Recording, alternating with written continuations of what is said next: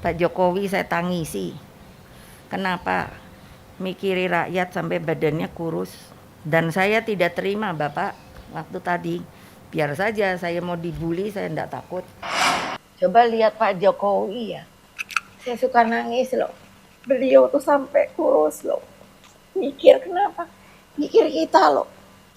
Mikir rakyat loh. Masa masih ada yang mengatakan Jokowi kodok lah. Orang itu benar-benar tidak punya moral. Pengecut, saya bilang. Biarin mantep dah. Saya dibully juga gak takut kok. Coba datang berhadapan. Jantan kamu. Kita mesti jadi berkelakuan sebagai warga negara yang punya etika moral. Jangan sembarangan. Saya sangat sedih kalau banyak orang sepertinya menjelekkan Pak Jokowi. Pak Jokowi gagal, pemerintah kita gagal.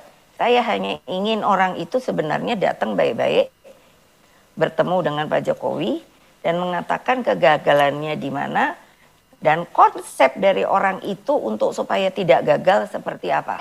Assalamualaikum warahmatullahi wabarakatuh. Salam sejahtera untuk kita semua. Om Swastiastu, Namo Buddhaya. Saya merasa terhormat karena diundang oleh Presiden Republik Indonesia, Bapak Insinyur Joko Widodo, untuk hadir di acara BPIP yang akan mengukuhkan yang disebut sekarang Purna Paski Braka, pasukan pembawa bendera pusaka, karena telah selesai menjalankan tugasnya tetapi akan diaktifkan sebagai duta Pancasila. Tentunya juga kepada Ketua Badan Pembinaan Ideologi Pancasila, Pak Yudian. Di sini ada Menteri Olahraga dan Pemuda, Dr. Haji Zainuddin Amali. Ada Pak Sekretaris Kabinet, Pak Dr. Insinyur Pramono Anung, dan anak-anakku sekalian. Jadi ketika BPIP itu didirikan, Badan Pembinaan Ideologi Pancasila,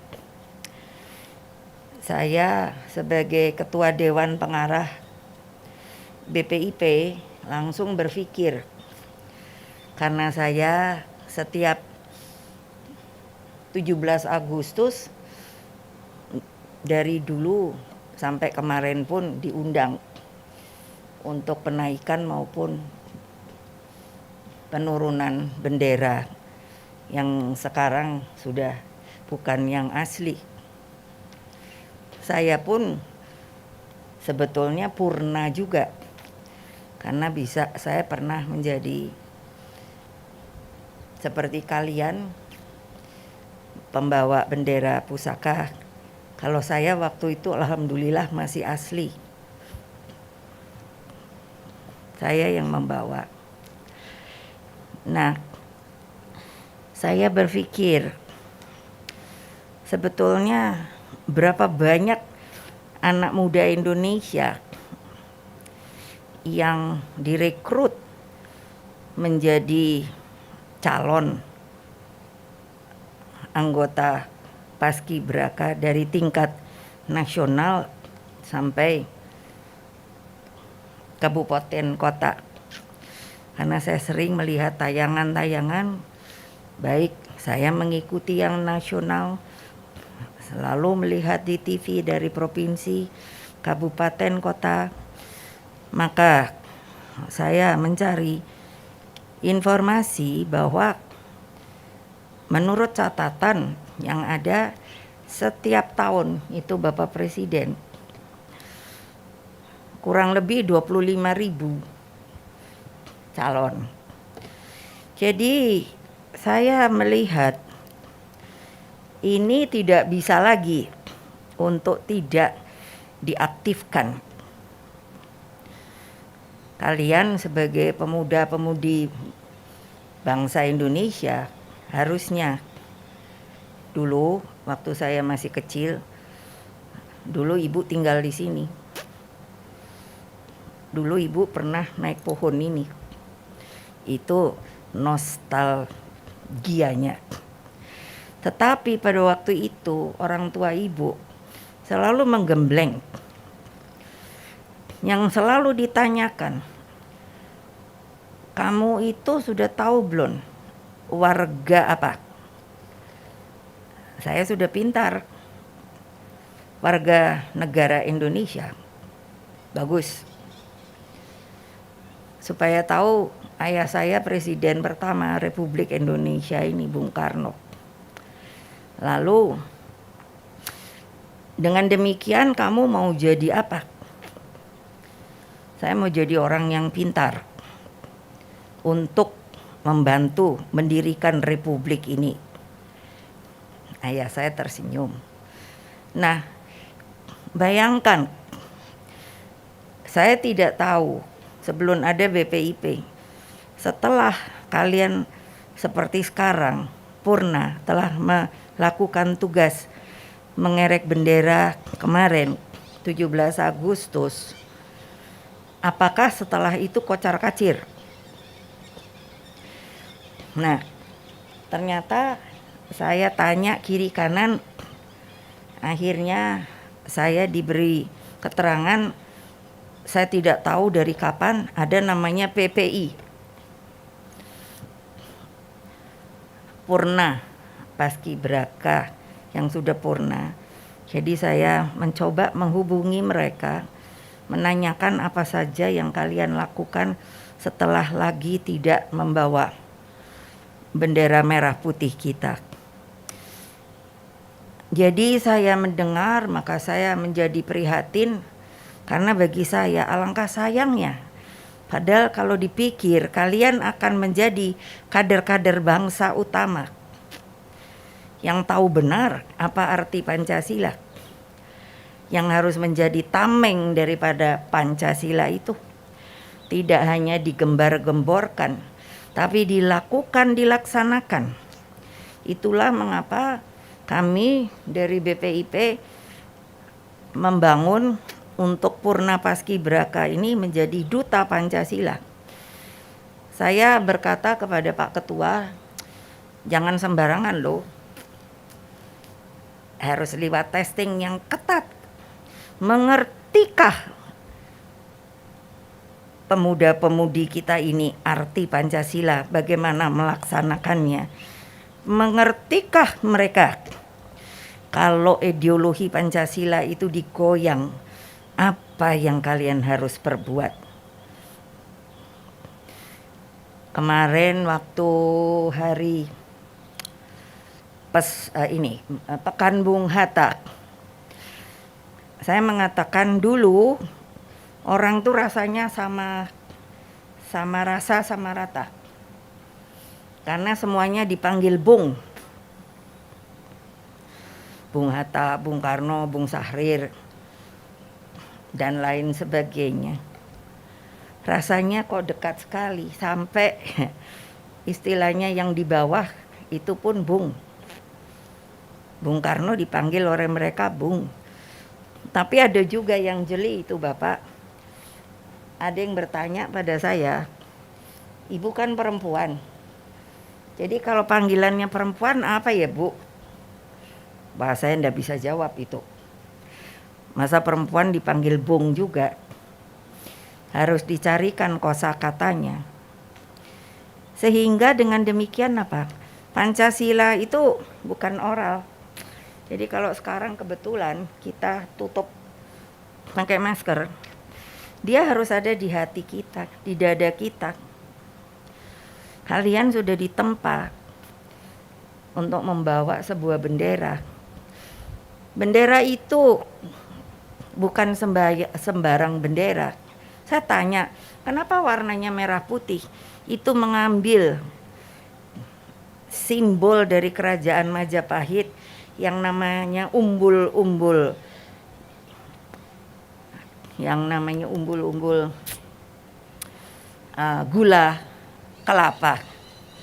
Dulu bukan begitu, benderanya begini, tapi kan umbul-umbul lebih panjang. Itu sudah dipakai ketika kerajaan Majapahit. Gula kelapa itu dari gula kelapa ya, gula aren, gula kelapa itu. Kelapa atau putih, jadi artinya merah putih adalah berani dan suci. Jadi bukan sembarangan. Yang menjahit pertama bendera pusaka, kenapa disebut bendera pusaka, adalah kebetulan ibu saya, Ibu Fatmawati. Saya nanya waktu itu, waktu mau jahit itu enggak takut ya, karena masih dalam penjajahan Jepang. Siapa yang tidak takut? Cerita bendera pusaka itu Bapak Presiden juga tidak ada bahwa pernah dipisah. Jadi waktu sebelum kemerdekaan, ibu saya disuruh oleh bapak saya, ini bukannya nostalgia, ini sejarah Republik Indonesia. Ibu saya disuruh menjahit, mencari warna merah itu ternyata sulit. Ibu saya bilang, kebetulan ada juga orang Jepang, pengusaha, saya masih ingat namanya Bapak Shimizu. Dia itu simpatisan Indonesia. Jadi dialah yang mencarikan warna merah. Jadi dijahit oleh ibu saya. Itulah yang pertama dikibarkan di gedung Pegangsaan Timur yang sekarang disebut Gedung Proklamasi. Saya sering bertanya kepada anak muda, karena jangan kesan merdeka itu hanya ya sudahlah, sudah merdeka ya merdeka. Tidak perlu lagi kita perjuangkan. Kebayang tidak waktu itu ya? Untung Jepang sudah mulai resah. Mereka sudah melihat akan kalah dengan sekutu. Jadi, dan itu sudah diperhitungkan oleh Bung Karno. Ketika ditanya dengan teman-temannya, kapankah Bung Indonesia itu akan bisa merdeka? Beliau bilang, kalau terjadi perang Pasifik, disitulah mata rantai penjajahan itu akan kita putuskan. Itu luar biasa loh adik-adik. Cerita ini coba bayangkan, kalian yang sudah bisa berdiri begini, coba kalau masih ada Belanda, Jepang, apa bisa di sini? Never. Nggak akan. Berapa banyak pejuang kita yang sudah mengorbankan dirinya. Saya selalu mengatakan, apa arti kemerdekaan itu? Kalian pergilah ke Taman Pahlawan. Kalau itu diberikan, tidak akan mungkin ada Taman Makam Pahlawan. Ya enak-enak saja dikasih. Sampai presiden malam-malam harus upacara renungan suci di Kalibata. Kenapa? Supaya kita mengerti bahwa hidup kita yang telah mengalami alam kemerdekaan itu tidak ada garansi. Kalau kalian menjadi pemuda-pemudi yang lembek, yang hanya ya sudah masa mesti mikirin merdeka, ya udah aja merdeka. Nggak bisa. Kalau satu ketika negara memanggil, apa jawabanmu? Beranikah kamu seperti sukarelawan zaman dulu? Dulu saya sampai masih dengar, karena sering mereka pejuang masih datang ke sini. Kalau bertemu sama Bung Karno saya ketawa. Kenapa? Bilangnya gitu, Bung, merdeka atau mati. Lah saya kan sebagai anak-anak mungkin SD begitu. Saya pikir kok merdeka atau mati ya. Karena itu semangat yang tidak luntur. Bisakah kalian mengucapkan itu kalau negara tuh memanggil dalam bahaya. Kamu sebagai orang pasti akan disebut adalah kader-kader Pancasilais. Ya kalau ndak mau mundur, gampang. Saya bilang sama Pak Kepala, siapa yang ndak mau karena mungkin ya ini kan hanya sebuah pekerjaan. Ini adalah kaderisasi politik. Kalau ndak mau ya ndak apa-apa, monggo, tapi mundur. Tidak ikut duta Pancasila. Siapa mau daftar, karena akan digembleng. Gemblengannya itu syaratnya adalah turun ke bawah, ketemu sama rakyat, tanya penderitaannya. Saya juga dulu suruh siap, hormat gitu, siap. Dan suruh manggil dan dulu opo atau dan ini, oh rupanya komandan. Ya karena saya juga pernah seperti kalian ini. Nah, sanggupnya tapi jangan setengah hati, mikir. Kalau ndak sanggup, sorry, saya ndak siap, mundur, monggo. Jangan jadi duta Pancasila. Ini bukan kerja gampang. Saya sudah bicara sama Pak Jokowi. Ini kebetulan ada Menpora. Nggak bisa nasib bangsa ini hanya dibiarkan keleleran, tidak ada perencanaan masa depan. Termasuk pemuda-pemudinya, mereka itu adalah benteng negara. Nggak pakai lagi mikir. Ketika Bung Karno mengomandokan apa itu ya sama Malaysia, ya, bukan itunya apa Dwi Kora apa Trikora, Dwi Kora. Saya anak presiden loh, kalau saya menolak boleh loh, dan saya tidak pernah ngomong sama bapak saya loh, saya masuk sukarelawan loh, baris berbaris disuruh senjata. Itu di lapangan Banteng. Teman-teman sekolah saya daftar. Kenapa sih? Itu kecintaan kita pada negara. Kalian harus menjadi duta Pancasila, menjadi orang politik. Politik beneran. Bukan politikus. Orang yang hanya mau mejeng, saya bilang. Tapi benar-benar bela negara. Gak gampang loh. Ini adik yang satu ini dari mana ya? Saya dari kemarin itu rambutnya keriting, dari Papua kah atau dari mana ya? Nah, Papua toh? Karena kalau udah pakai ini saya suka nggak bisa lihat orang.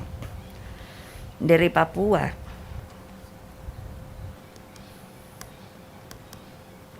Saya sudah pernah ke Papua kemana-mana. Saya sudah pernah lihat Indonesia. Saya sampai bilang pada presiden, Bapak kita taruhan yuk. Bapak udah pernah belum ke Dobo? Beliau belum, makanya saya mau tagih janji. Mesti Dobo itu kecil di daerah Kepulauan Maluku situ. Saya pernah ke Tobelo sama Jailolo. Ayo di mana? Itu karena apa? Kita sebagai pemimpin turun ke bawah.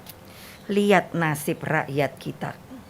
Seperti sekarang beliau, tadi saya mesti pidato juga. Saya bilang, saya sampai Pak Jokowi saya tangisi.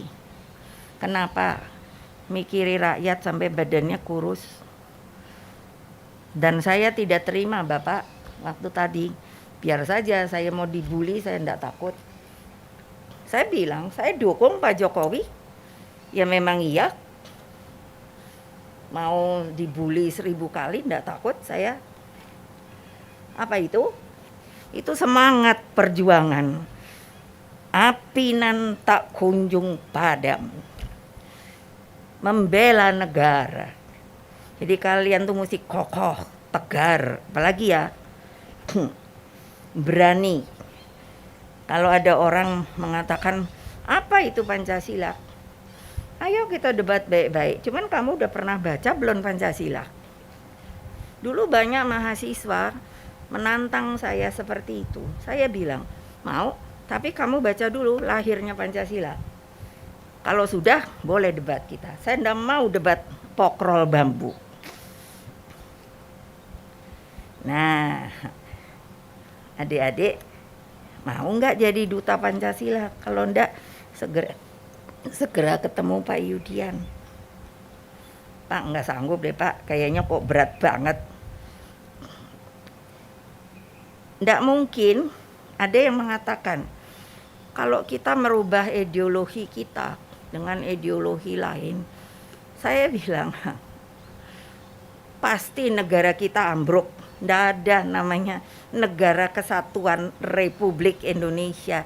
Nggak ada namanya Bhinneka Tunggal Ika. Bermacam-macam tapi satu jua. Pandemi ini akan membuka hal-hal yang belum terbuka. Antara lain apa? Untung kita orang Indonesia. Kenapa? Gotong royong kita nih kuat sekali. Sangat kuat. Saya lihat orang tua yang tinggal di sebuah rumah dapat lagi isoman.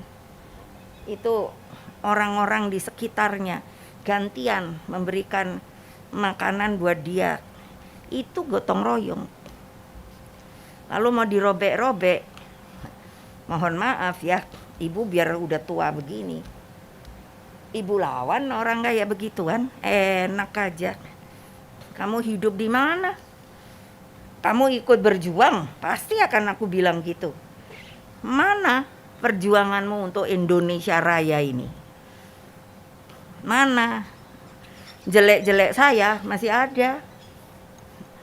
Jangan asal ngecoap, bikin hoax.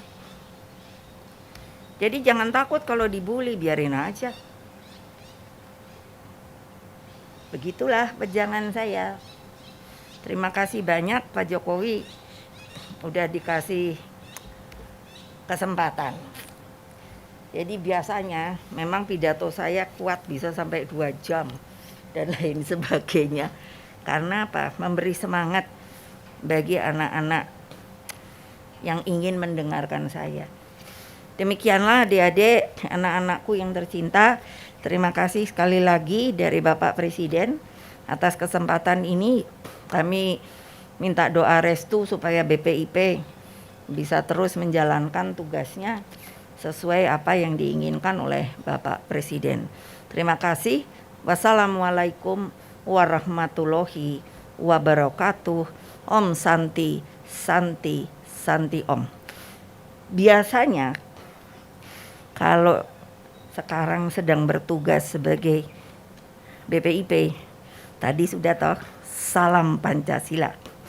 Nggak usah dikomando kalau saya, karena ada nanti kalau saya mengucapkan salam Pancasila, semua angkat tangan ya. Enggak, kalau saya langsung salam Pancasila. Oh, masih ragu-ragu toh? Itu kelihatan. Nah, sekarang ada satu lagi. Merdeka. Merdeka. Terima kasih.